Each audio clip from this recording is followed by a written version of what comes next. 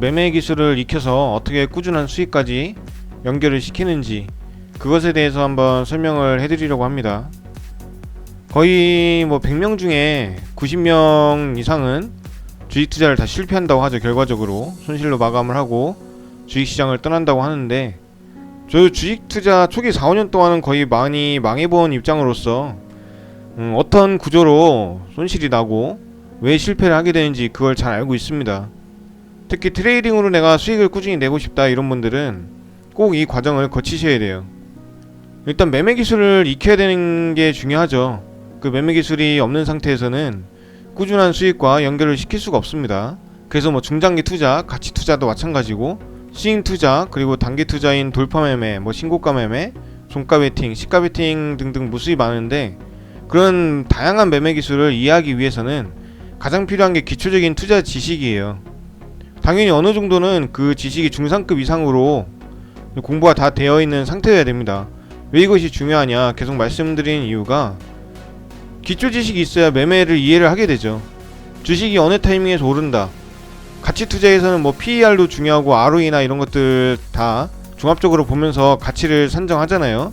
미래의 가치는 어떤 것이 있고 턴어라운드가 가능한 주식이냐 아니냐 이런 것도 따질 거고, 그런 것들을 알아야 주식이 오르는 그 과정을 알죠. 왜 오르는지, 이 주식을 왜 사야 되는지 그것을 일단 알아야 됩니다. 기술적 분석으로 투자를 하시는 분들은 차트를 보면서 왜 여기서 상승이 일어나고 반등이 일어나는지 그건 대충 알아야 되잖아요. 그런 것도 모르면서 많이 내린 것 같다, 많이 오른 것 같다, 그냥 내 감으로만 하는 거고, 그래서 결국 그런 투자 지식들은 대충 다 알아야 됩니다. 중급 이상도 아니고 중상급 이상으로는 알아놔야 돼요. 일단 여기를 정리를 해보면 투자를 계속 해봐야 된다는 거죠. 그 경험도 중요하니까. 그래서 투자 경험을 쌓으면서 1주씩이라도 매매하면서 투자 경험을 쌓고 많은 투자 도서와 영상들을 보고 공부를 해야 된다. 지식은 어느 정도 습득을 해놔야 된다. 이걸 말씀드리고 싶습니다. 그리고 그 이후에 이제 매매 기술을 터득하는 거죠. 매매 기술이라는 것은 매수 타이밍, 매도 타이밍, 그게 이제 매매 기술이라고 볼 수 있습니다. 어떻게 보면 원칙이죠. 네, 그런 것들을 이제 터득하면 됩니다. 자, 이제 공부를 다 끝마치고 이제 내 매매 스타일이 어떤지를 알 수 있겠죠. 아까 말씀드린 중장기 투자, 스윙, 그리고 단기 투자.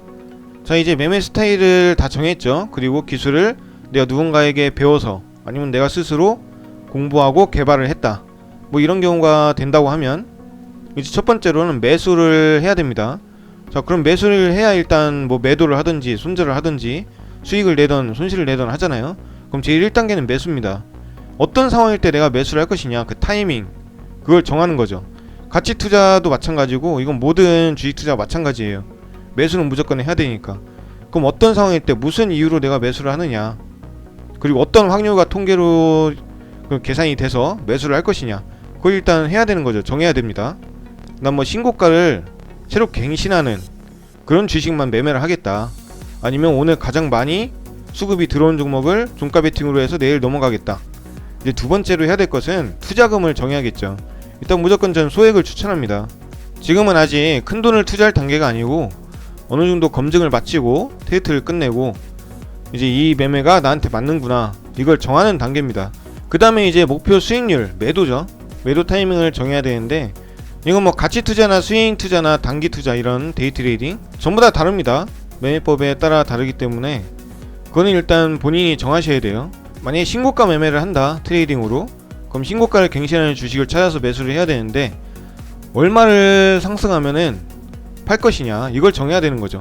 난 5% 먹고 팔겠다, 10% 벌면 난 뒤도 안 보고 팔겠다, 이런 걸 정하셔야 되고, 좀 더 보수적으로 하겠다 그러면은 3% 올랐을 때 30% 정리하고, 한 5% 올랐을 때 또 30% 정리하고, 그리고 10% 올랐을 때 나는 나머지 40%를 정리하겠다, 이렇게 분할 매도 타이밍을 가져갈 수도 있고요. 그걸 정하셔야 되는 거죠. 일단 정합니다. 대충 5%를 정할게요. 자, 그리고 손절 타이밍을 정합니다. 신고가를 갱신했으니까 그 다음날 신고가 밑에서 시작하지 않는 이상 난 신고가를 깨고 내려오면 그게 확실하게 깨진 상태면 난 그냥 손절하겠다, 그게 몇 퍼센트가 되던지 이런 경우를 또 만들 수도 있고, 완전히 고정적으로 마이너스 한 5% 떨어지면 난 팔겠다, 똑같이 수익도 5%, 손절도 5%, 이렇게 정하겠다, 이렇게 하는 겁니다. 이렇게 진행을 하는 거고, 그 다음에 이제 그 매매를 반복을 합니다. 매수, 목표 수익률에서 매도, 그리고 손절 타이밍에서 손절, 이걸 계속 반복을 하다 보면 수익이 나는지 손실이 나는지 보이죠. 정말 길게 하면 1년 이상은 해봐야 되는데, 일단 짧게 우리는 일단 매매를 정하는 게 우선이기 때문에 짧게 1개월에서 3개월은 해줘야 됩니다. 그래서 결과가 하루 기준으로 봤을 때는 뭐 수익, 손실, 손절 뭐 이런 게 반복되겠지만 수익이 난단 말이죠. 결과가 수익으로.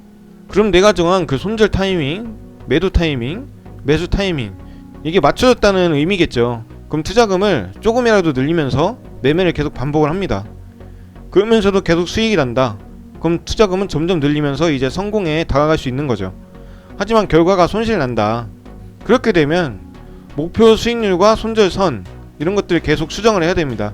처음에 5%로 정한 그 목표 수익률도 한 3%로 내릴 수도 있고, 이런 종목은 신고가 돌파니까 10%는 기본적으로 주는 경우가 많구나. 그럼 10%로 수익을 늘리자. 그리고 손절은 그대로 5%로 해보자. 뭐 이런 것들. 아니면 손절이 너무 빠르게 되는 것 같다. 그럼 10%로 늘린다거나, 무조건 뭐 신고가 그 금액 이탈하면 매도하자. 장이 안 끝나더라도. 뭐 이런 것들을 점점 수정을 해나가는 거죠. 이렇게 계속 수정하고 매매하고 반복하다가 결과가 계속 수익으로 나온다. 그럼 이제 투자금 늘리면 되는 거고, 또 실패하고 실패한다.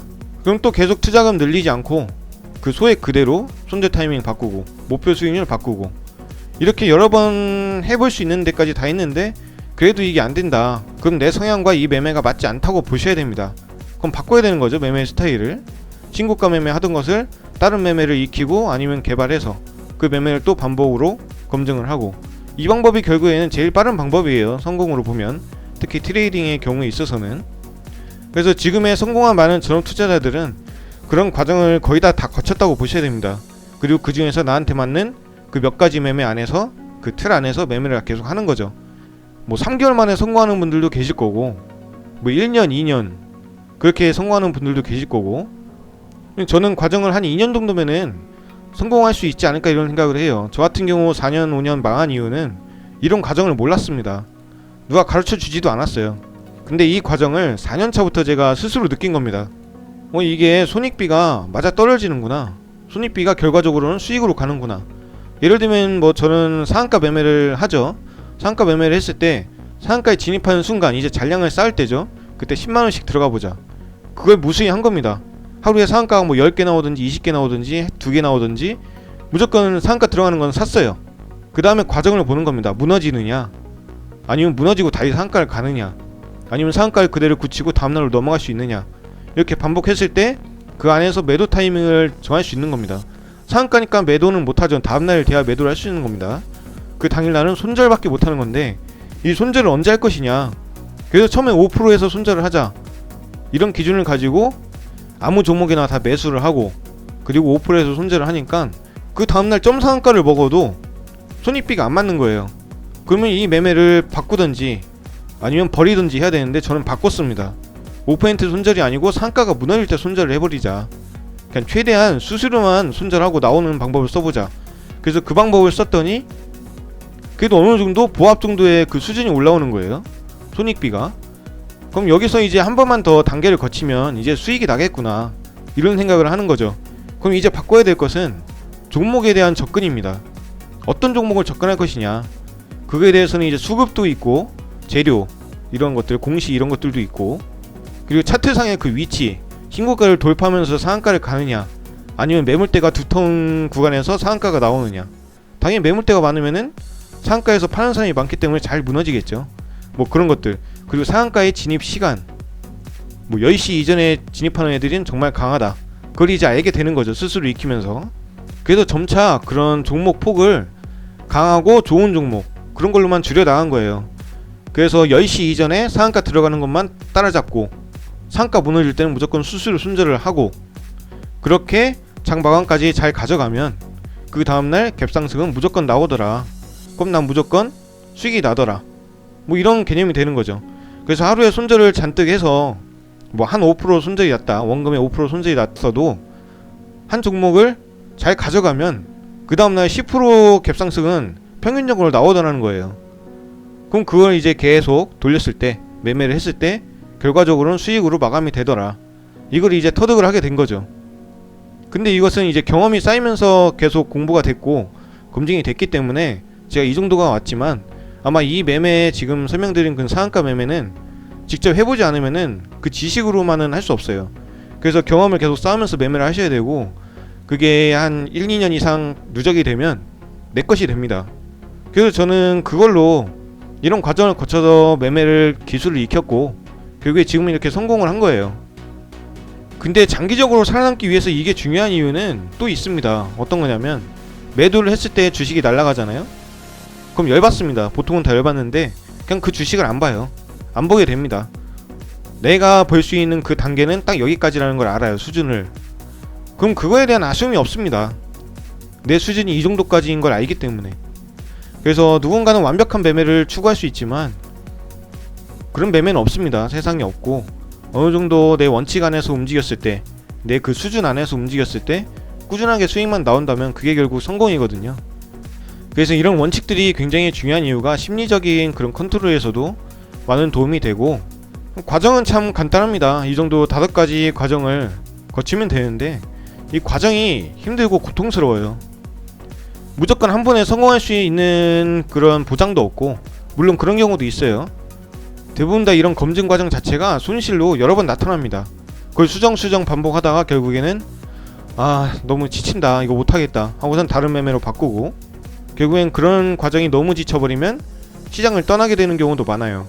나는 연구하는 게 재밌고 통계 확률 이런 게 재밌고 검증하는 게 재밌다 이러면 한번 주식 투자 도전해볼 만합니다.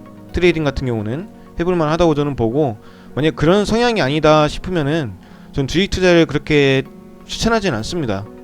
여러분들도 그런 자기네만의 성향, 그걸 잘 판단하셔가지고 그 표본을 많이 늘려가시면서 이런 과정을 거쳐서 꼭 성공을 하셨으면 좋겠습니다.